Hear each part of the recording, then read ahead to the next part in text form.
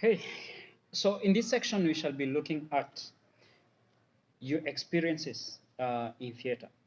And remember, we are looking at director's notebook. So as a director, it's important that we get to know your experiences in theater. First of all, you start your experiences as a spectator. What plays have you watched? How did you feel when you watched this play? What were the themes that you really got attached to? What kind of lighting, sound, really made you feel that that play was intriguing? What changes or um, you know things that did not work out for that particular director that you think they should have changed? Uh, is there a play that you've acted in or worked in? For example, have you been an actor before? Have you dealt with lights and sound before? For what play? And how was the process? So that is important for you to share as a director, and uh, and also to share as an actor, to share as a spectator. And do not forget that it is also wise to also talk about the plays that you've read. What plays have you read before, and what was the impact of reading these plays? So that is very important. And then the last part of director's notebook that is very important is now we look at your directorial intentions for this play. Okay, what is your big idea? What is your big picture? What do you want the audience to go home with? What do you want the audience to remember? What themes are you going to magnify? So for this to happen, you have to choose two moments in a play that you can actually direct and put on stage. What are your intentions? What are your ideas and concepts? All right. How are you going to play around with lighting? So you look at, for example, scene 2 in Annie the Musical.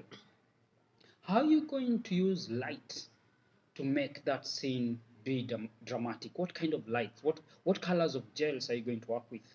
What does red color mean to you? What does blue color mean to you? Then you need to look at sound. What kinds of sounds are needed in scene 2? Do you want to play or to act with the same sounds, or are you going to use different sounds, and for what reasons? Where are you going to use sound, and where are you going to use lighting, and what kind of lighting? Remember, even blackout is lighting as well. Silence is sound as well. You look at costumes.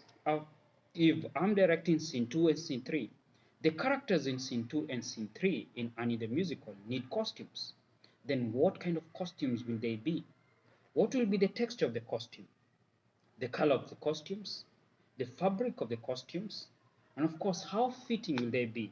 So you have to look at the measurements of the costumes and the relevance of the costumes for this particular play.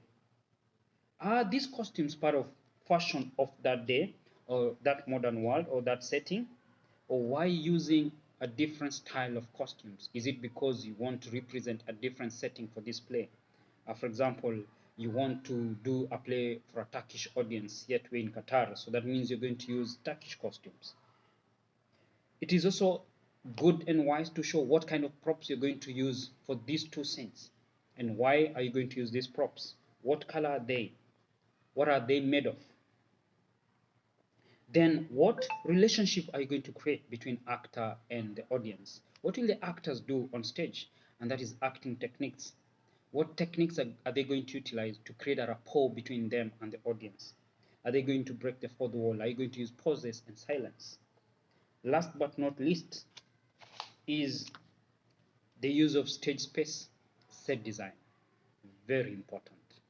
So you need to look at set design and what kind of set that you're going to use, the measurements of the set, and exactly where you're going to stage this.